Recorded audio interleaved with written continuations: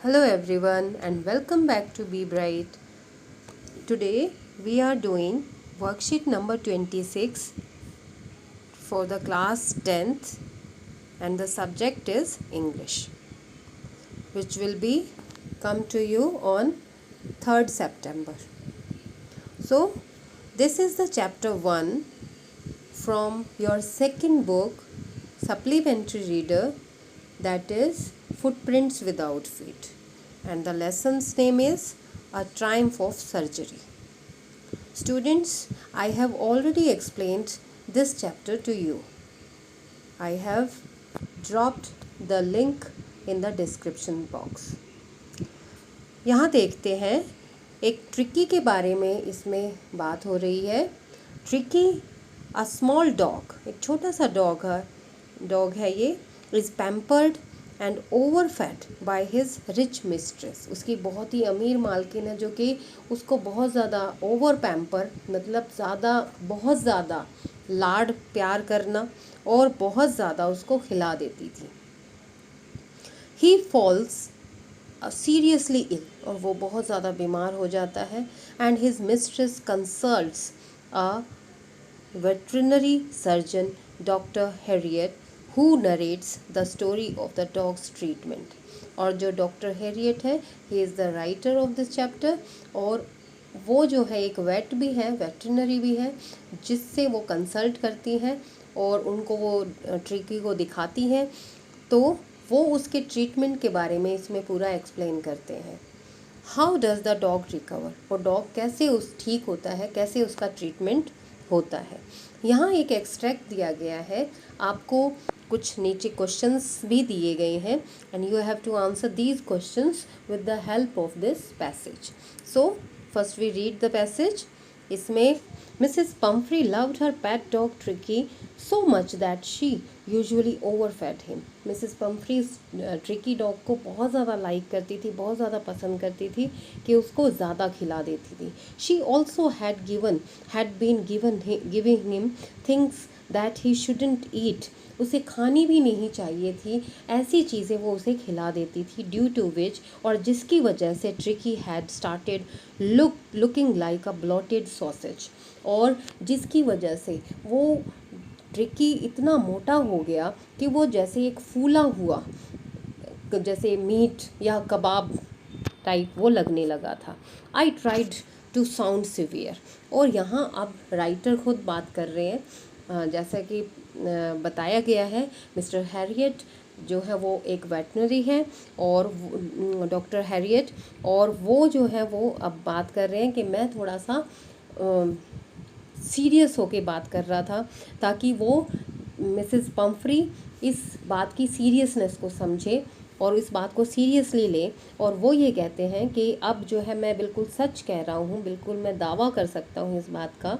If you don't cut his food, अगर आपने उसका खाना बंद नहीं किया, राइट डाउन, थोड़ा कम नहीं किया, and give him more exercise, और उसको ज़्यादा एक्सरसाइज नहीं करवाई, he is going to be really ill, और वो सचमुच में बहुत बीमार हो जाएगा. You must harden your heart, आपको बहुत कठोर दिल करना पड़ेगा. And keep him on a very strict diet, और उसको बहुत ही स्ट्रिक्ट डाइट आपको देनी पड़ेगी, यानी कम उसको खाना देना पड़ेगा. मिसेस पम्फ्री रंग हर. श्योर यू आर राइट, आप बिल्कुल सही कह रहे हैं, but it is so difficult, मेरे लिए बहुत मुश्किल है, सो वेरी डिफ़िकल्ट. और she said of head down, उसने नीचे कर लिया अपना सिर. Along, I thought it wouldn't be long before I heard from Mrs Pomfrey, और वो जो था उनको बहुत ज़्यादा वेट नहीं करना पड़ा मिसेस पम्फ्री की तरफ से कुछ भी सुनने के लिए.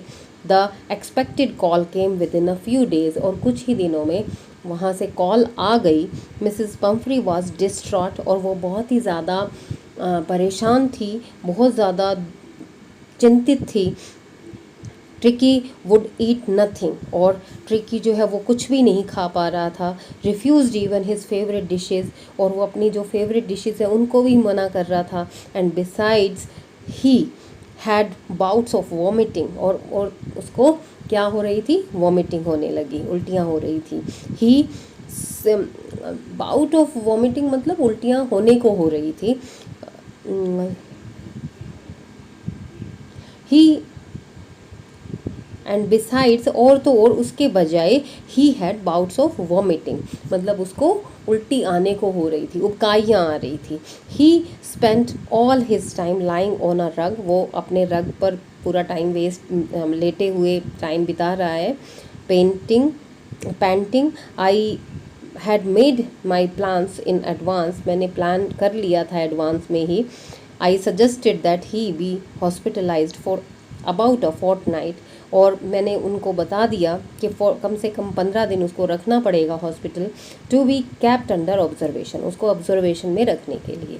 The poor lady almost phone, और वो तो बिल्कुल जो बेचारी जो लेडी थी मिसेस पम्फ्री थी, वो लगभग फेंट हो गई थी, मतलब बेहोश होने को हो गई थी। But I took a firm line, लेकिन मैंने भी सोच लिया था। Tricky was very ill, Tricky बहुत बीमार है, और this was the only way to save him, और यही एक रास्ता था उसको बचाने का। In fact I thought it best to take him without delay, और इनफैक्ट उसको बिल्कुल बिना किसी देरी के उसको लेके जाना ज़रूरी है। I march out to the car carrying the little dog wrapped in a blanket, और उसको मैंने कंबल में लपेट के अपने पास गाड़ी में ले गया मैं। I started to drive away, अभी मैं ड्राइव करने ही जा रहा था। एज आई मूव्ड ऑफ, जैसे ही मैं चला, Mrs Pomfrey with a despairing cry, और वो बहुत ही दुखी जो चीख है उससे रोते हुए, through an armful of the little quotes through the window, उन्होंने उसके जो कोट्स थे ट्रिकी के, वो गाड़ी की खिड़की से अंदर डाल दिए। I looked in the mirror before I turn the corner of the drive, और मैं ड्राइव करते करते जब मैं कोने से मुड़ा तब भी मैं शीशे में मिरर से मैंने देख रहा था मैं पीछे। ही वॉज इन टीयर्स, और सभी जो है सबकी आंखों में आंसू थे।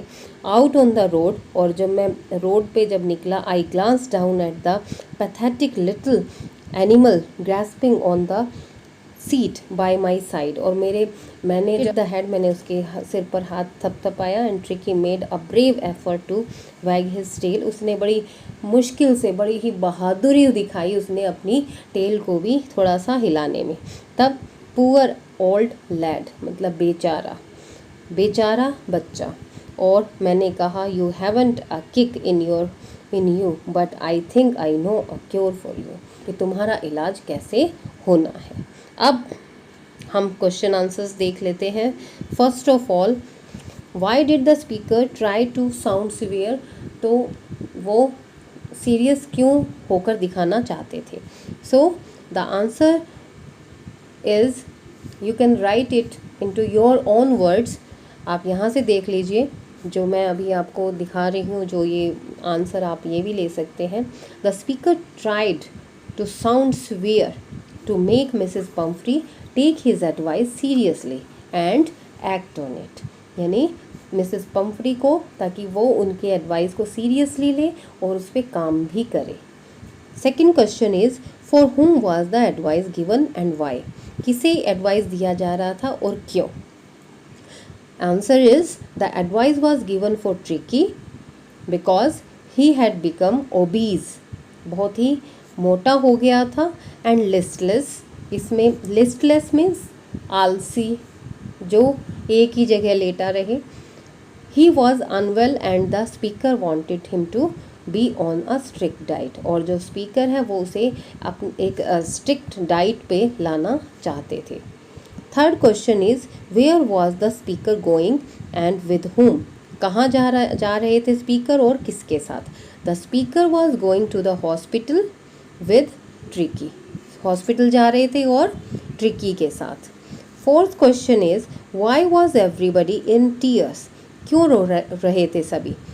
Answer is, everybody was in tears because Tricki was being hospitalised as he was ill, everyone was worried about his health, उसकी हेल्थ के बारे में सभी चिंतित थे, और क्योंकि वो हॉस्पिटल जा रहा था और वो बीमार था।